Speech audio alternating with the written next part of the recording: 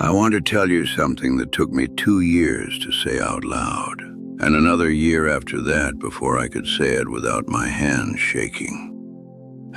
My children sold my house in 2018. I was 88 years old, and I was living in it. I had lived in it for 51 years. I had paid it off in 1987. And I had the paper that said so in a folder in the filing cabinet in the bedroom. The same filing cabinet where I kept every document that ever mattered. The deed, the discharge papers from Korea, the pension records, the birth certificates of 4 children I raised in those rooms. They sold it, and they used a word for what they did. They called it help. I have thought about that word for 3 years. I think about it the way you think about something that doesn't fit. You turn it over, you look at it from different angles. You try to find the orientation in which it makes sense. I have not found that orientation. What they did was not help. What they did was decide, without asking me in any way that constituted a real question, that my life needed to be reorganized according to their comfort. And then they reorganized it, and then they called it help, so that I would have no language to refuse with. I am 91 years old, and I am telling you this because I think it happens more than anyone says. I think there are a lot of people sitting in rooms that are not their rooms, in arrangements they did not choose, who have been told to be grateful. I'm not grateful. I worked 53 years. I have a right to say so. I came to Cicero from my parents' house when I was 17 years old, and I went to work. This is not a complicated sentence, and I don't intend to make it one. My father came from Moravia in 1921 with nothing that couldn't fit in a bag, and he worked in the stockyards, and he raised 4 children. And he never once suggested that work was something other than what you did, the same way breathing was what you did. I understood this. I agreed with it. I went to work.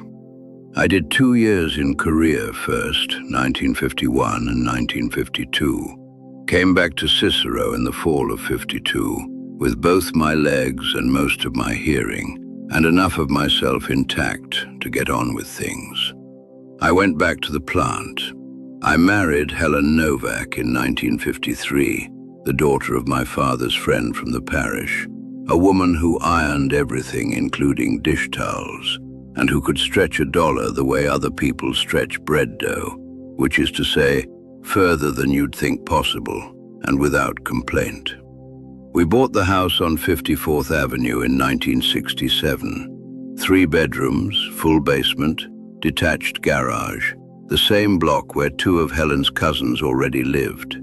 $22,000. I remember the number the way I remember the weight of certain tools. Exactly. Permanently. Without effort. I put down $4,000 in cash that I'd saved in a coffee can in the basement of our first apartment, because I did not trust banks with money I had worked for, which was a position I later revised but never fully abandoned.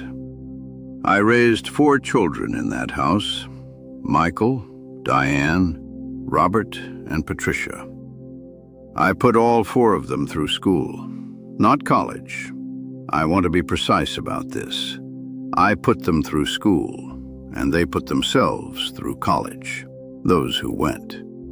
Because by the time they were old enough for college, I had made clear that the education past 18 was their project, and I would help when I could, and not help when I couldn't, and that this was the arrangement. Michael and Robert went. Diane went for 2 years and stopped. Patricia didn't go and became the most competent of the 4 of them in every practical sense, which I observed without saying, because saying it would have required explaining what I meant by competent, and that conversation would not have ended well. I retired in 2004. 53 years, same plant, same company, different equipment and different faces, but the same work in the same building on the same street. My supervisor on the last day was the son of a man I'd trained in 1971. He gave a small speech, and there was a cake, and I took one tool from my bench, the Snap-on 34, chrome vanadium, the best wrench I ever worked with, and I carried it home in my jacket pocket and put it on the shelf above the workbench in the garage. Helen died in 2011. Pancreatic cancer, 4 months, very fast. I will not go into this at length because it is mine, and because the length of it is not something that can be conveyed in words, and I have learned not to try. I will say only that the house after she was gone was different in a way that was not about her absence from the rooms, but about the absence of the particular quality of attention she brought to everything she touched. The house missed her in its own way. I understood this, and I stayed in it anyway, because it was also the place she had been most herself, and I was not ready to leave that. My children started talking about the house in 2016. I say talking. What I mean is they started having conversations that included me in the way that weather includes you. You are present. It happens around you. You are not consulted. Michael started it. Michael is the oldest and has always believed that being the oldest confers a kind of authority that I never confirmed and that he has never stopped assuming. He came to Sunday dinner in the spring of 2016, and he said the house was a lot for one person.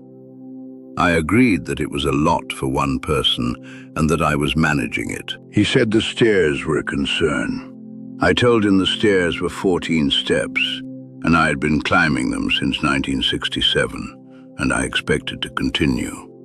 He said he and the others had been talking. I want to stop here because I think anyone who has been in this situation knows exactly what those words mean when they come from your adult child. They had been talking, separately from you, about you. In the grammar of that sentence, you are the subject, the thing being discussed, and not the person in the room. I had worked 53 years and raised 4 children and paid a mortgage for 20 years, and suddenly I was the subject of a conversation I had not been invited to. I said, "What did you talk about?" He said they were worried. He said the neighborhood had changed, which was true. 54th Avenue was not what it had been in 1967, but it was where I lived, and I knew it, and I was not afraid of it. He said the house needed work. Also true. The furnace was aging and the roof had maybe 5 years left. He said they thought it might be time to think about options. I told him I didn't need options. I had a house. That was 2016. What followed was 2 years of a particular kind of pressure that I will try to describe accurately because I think it is important for people to recognize it. It was never one large thing. I want to be clear about that because when people imagine being pushed out of their home, they imagine a confrontation, a fight, a moment of obvious wrongdoing that can be pointed to. This was not that. This was small things, continuous, gentle, always framed as concern. The furnace needed replacing. Michael arranged a contractor without asking me first, and then presented the invoice as something to discuss. I said I would have called the contractor myself. He said he just wanted to help. The roof needed work the following spring. Robert arranged that one. Patricia started calling twice a week to ask how I was managing. And the word managing in her voice had a weight to it that wasn't in the dictionary definition. In late 2017, Michael brought papers to Sunday dinner. He said a financial advisor, his financial advisor, a man I had never met, had looked at the situation and said that selling the house made sense, that the equity was significant, that a senior community in Berwyn had availability, that the timing was good for the market. I looked at the papers. I am not an educated man in the formal sense, but I have read every document I ever signed with full attention, and I was not going to stop at 87. I read them. They were preliminary documents, not binding, but they outlined a sale process and a timeline, and a destination that had been selected before anyone had asked me if I wanted to go anywhere. I said, "I'm not signing anything." Michael said, "Dad, we're just trying to..." I said, "I know what you're trying to do." That was the last direct conversation we had about it, where I was treated as a person with a position that required engagement. After that, it became administrative. I don't know at what point they obtained the power of attorney. I'd signed one years before, after Helen died, when a lawyer friend of Robert's told me it was sensible to have one in place, which is true. It is sensible to have one in place for genuine emergencies.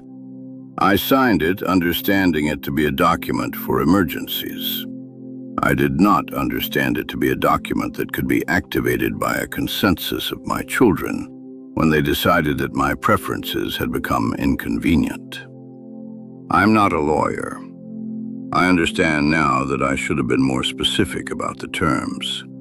I understand now that there is a distance between what a document is presented as and what it can be used for, and that this distance is where a great deal of harm quietly lives. In February of 2018, Michael called me on a Tuesday afternoon. I remember it was Tuesday because I always went to the hardware store on Tuesday mornings. I had gone to that same hardware store since 1969. I had gone that morning, and he told me they had accepted an offer on the house. The closing was in 60 days. I sat in the kitchen with the phone in my hand for a long time after he stopped talking. The llave inglesa was on the garage shelf 20 feet away. 51 years of my life was in the walls around me. Helen's dish towels were still in the second drawer of the kitchen. I had not moved them. I am not going to apologize for that. I said, "You didn't ask me." He said, "Dad, we talked about this for 2 years. Talking about something and asking someone are not the same thing. I knew the difference at 17. I know it at 91. I moved to the senior community in Berwyn in April of 2018. The apartment is clean and the people are reasonably kind. And there is a man named Gerald on my floor who plays chess and who is the only person I have met in 3 years who doesn't talk to me in a slightly elevated volume for no medical reason. I brought the wrench. It is on the shelf above the small desk in the apartment, the same way it was on the shelf above the workbench in the garage. Same height, approximately. Different shelf. I look at it in the mornings. I'm not going to tell you that I've made peace with what happened, because I think making peace is sometimes another word for deciding to stop telling the truth about something. I have not made peace. I have made an adjustment, which is a different thing. An adjustment means you have changed the way you operate in response to a new condition without agreeing that the new condition was right. What I will tell you is what I have told my granddaughter Sophia, who is 26, and who is the only person in my family who has asked me directly what I think about what happened. She asked me last Christmas, just the two of us at the table, after everyone else had gone to get coffee, and she said, "Grandpa, are you okay? Not are you comfortable, or are you managing, or are you happy here? Are you okay?" I told her I was not entirely okay. I told her that what happened to me happens to a lot of people, and that most of them don't say anything because they have been told to be grateful, and because they love their children, and because the two things sit in the chest at the same time, and there is no clean way to hold both. She listened. She didn't tell me I was wrong, or that they meant well, or that I should try to understand their perspective. She said, "I know, Grandpa. I know." That was enough. That was, honestly, more than I expected. I want to say one more thing because I think it needs to be said, and I think I am perhaps the right person to say it. If you have a house and children who are beginning to talk about your house, do not wait for a confrontation to have your position known. Write it down. Have a lawyer, your lawyer, not your children's lawyer. Look at every document that has your name on it and tell you in plain language what it allows. If you have signed a power of attorney, understand its terms completely and specifically. Ask what activates it. Ask who decides. Ask what you retain. Do not assume that love prevents harm. My children love me. I have not stopped believing that, though I have revised my understanding of what love can coexist with. They love me and they sold my house, and they called it help, and they went home to their own houses afterward and they sleep in them still. I am in Berwyn. I have the wrench.